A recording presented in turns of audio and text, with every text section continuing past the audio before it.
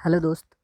The achievers GS world में आपका स्वागत है। आज का सेशन हमने इकोनॉमिक्स का लिया। इकोनॉमिक्स में हमने वो सारे क्वेश्चन लिए हैं जो बार बार एग्जाम में पूछे जाते हैं और हम इनको पार्ट बाय पार्ट पढ़ेंगे। तो आइए देखते हैं हम सबसे पहला क्वेश्चन हमारा है, विश्व में हरित क्रांति के जनक है।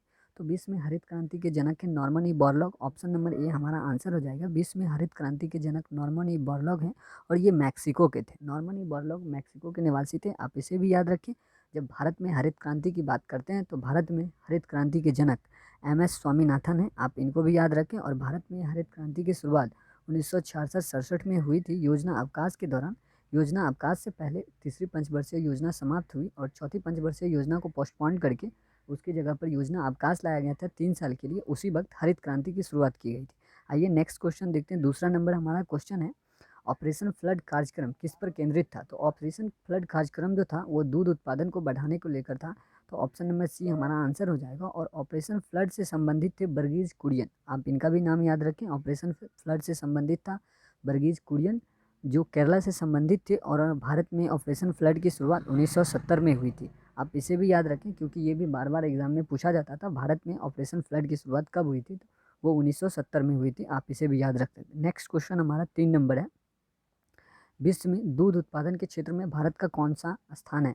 तो दूध उत्पादन के क्षेत्र में भारत पहले नंबर पे है। ऑप्शन नंबर ए हमारा आंसर हो जाएगा कि दूध उत्पादन के क्षेत्र में भारत प्रथम स्थान पर है। नेक्स्ट क्वेश्चन हमारा दूसरा आता है, प्रथम पंचवर्षीय योजना में किस क्षेत्र को प्रमुखता दी गई थी? तो पहली पंचवर्षीय योजना थी वो 1951 से 56 तक चली। सबसे पहली पंचवर्षीय योजना थी। उस समय प्रधानमंत्री पंडित जवाहरलाल नेहरू बने थे। तो 51 से 56 और इसमें सबसे पहले कृषि पे फोकस किया गया क्योंकि देश में फूड क्राइसिस की समस्या थी, यानी भोजन की बहुत बड़ी समस्या थी आज़ादी के बाद। तो इसलिए सबसे पहले कृषि पे फोकस किया। ऑप्शन नंबर बी हमारा आंसर हो जाएगा। नेक्स्ट क्वेश्चन आते हैं 5 नंबर देखते हैं। पाँचवा क्वेश्चन हमारा है, भारत में औद्योगिकरण की प्रक्रिया किस पंचवर्षीय योजना में प्रारंभ की गई? औद्योगिकरण की बात करें तो सबसे पहली पंचवर्षीय योजना में कृषि पे फोकस किया गया। दूसरी में औद्योगिकरण पे फोकस किया गया, यानी कि हैवी इंडस्ट्रियलाइजेशन, भारी उद्योग पर बल दिया गया दूसरी पंचवर्षीय योजना में। तो ऑप्शन नंबर बी हमारा आंसर हो जाएगा। और दूसरी पंचवर्षीय योजना का टेन्योर यानी कि काल कब से कब तक चला? तो दूसरी पंचवर्षीय योजना 1956 से 1961 तक चला। और दूसरी पंचवर्षीय योजना के अध्यक्ष थे पीसी महालनोबिस। जब पीसी महालनोबिस का नाम आता है तो आप यहाँ पे याद रखें कि उनका जन्म 29 जून को हुआ। और उनके जन्म दिवस पर हम लोग भारत में भारतीय सांख्यिकी दिवस के रूप में मनाते हैं। और एक पॉइंट और है कि पीसी महालनोबिस को भारत में प्रथम यानी पंचवर्षीय योजना लाने का श्रेय जाता है पीसी महालनोबिस को। नेक्स्ट क्वेश्चन हमारा छठा है, किस पंचवर्षीय योजना के दौरान देश में 3 लौह इस्पात संयंत्र स्थापित किए गए थे? तो जब लौह इस्पात संयंत्र यानी कि कोई भी इंडस्ट्री, तो हमने आपको अभी बताया दूसरी पंचवर्षीय योजना में इंडस्ट्री की चर्चा की गई थी। तो एक साथ 3 लौह इस्पात संयंत्र दूसरी पंचवर्षीय योजना में लगाया गया। ऑप्शन नंबर बी आंसर हो जाएगा। और उन तीनों का नाम आप याद रखें। जैसे सबसे पहला ट्रिक में आप राज याद रखें। राज रा से होता है राउरकेला इस्पात संयंत्र और जौ से जर्मनी की सहायता से लगाया गया। दूसरा आप भीरू याद रखें। भीरू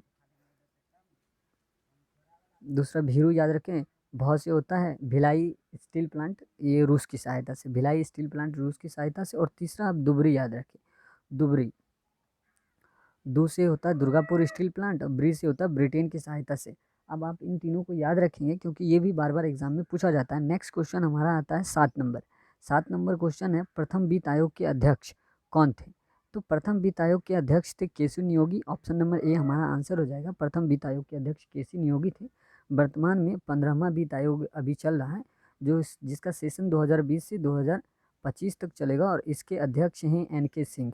आप इनका भी नाम याद रखें कि 15वें वित्त आयोग के अध्यक्ष वर्तमान में कौन है? तो एन.के. सिंह है। आइए नेक्स्ट क्वेश्चन हमारा है 8 नंबर।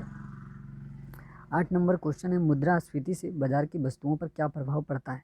तो जब मुद्रास्फीति की बात करते हैं तो थोड़ा सा जान ले कि एक सिंपल लाइन, ये लाइन जो होता है इसको जीपीएल के नाम से जानते हैं। जीपीएल का फुल फॉर्म होता है जनरल प्राइस लेवल। जब बाजार में सारी चीज़ें समान रहती हैं तो उसे जीपीएल कहा जाता है, जनरल प्राइस लेवल। जब क्या होता है मार्केट में एकाएक क्वांटिटी ऑफ मनी बढ़ जाती है और क्वांटिटी ऑफ प्रोडक्ट घट जाता है, तो उस केस में क्या होता है वस्तु महंगी हो जाती है। जब हमारे पास पैसा बहुत अधिक हो जाएगा और वस्तु कम हो जाएगी, मार्केट में वस्तु कम हो जाएगी, तो हम कोशिश करेंगे कि अधिक से अधिक पैसा देकर उसे खरीद लें। तो इस केस में क्या होता है पैसे का वैल्यू कम हो जाता है और प्रोडक्ट का वैल्यू ज़्यादा हो जाता है। तो इसी सिचुएशन को मुद्रास्फीति कहते हैं। तो हमने आपको अभी बताया मुद्रास्फीति के केस में क्वांटिटी ऑफ मनी बढ़ जाएगा, क्वांटिटी ऑफ प्रोडक्ट कम हो जाएगा। जब प्रोडक्ट की संख्या कम होगी तो वो महंगी हो जाएगी, तो ऑप्शन नंबर बी हमारा आंसर हो जाएगा। आप इसे भी याद रखें, आप इसे समझ सकते हैं, 2-3 बार वीडियो को सुने, आप समझ जाएंगे। नेक्स्ट क्वेश्चन हमारा 9 नंबर आता है, मुद्रास्फीति से लाभान्वित होता है। तो आपको हमने अभी बताया कि मुद्रास्फीति के केस में क्या होता है, क्वांटिटी ऑफ मनी बढ़ जाती है, पैसे की मात्रा बढ़ जाती है, लेकिन पैसे का वैल्यू घट जाता है। तो अब क्या होगा, अगर आप किसी भी व्यक्ति को अभी 100 रुपया देते हैं और वो आपको 1 साल बाद रिटर्न करता है, तो आप सोचिए कि अभी आप 100 रुपया में 10 वस्तु खरीद रहे हैं, मुद्रास्फीति का सिचुएशन चल रहा है।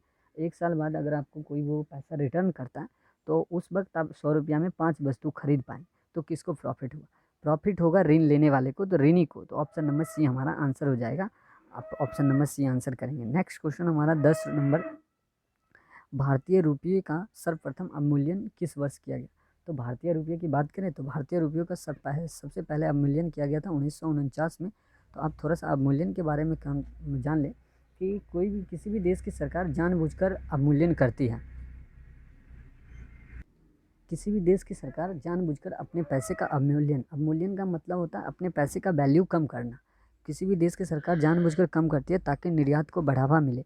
निर्यात को हम इसलिए बढ़ावा देते हैं कि हमारे देश के अंदर अगर किसी भी प्रोडक्ट का निर्माण हो रहा है तो वो दूसरे देश में जाके उसकी बिक्री हो, उसका निर्यात हम करें, ताकि वो एक सही रूप से इस्टेब्लिश हो सके और हमारा देश डेवलप हो सके।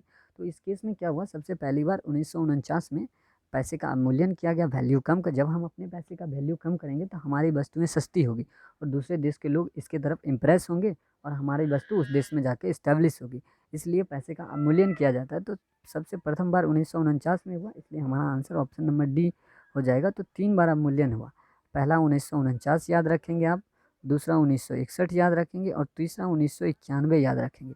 3 बार पैसे का डिवैल्यूएशन हो चुका है, यानी अवमूल्यन हो चुका है।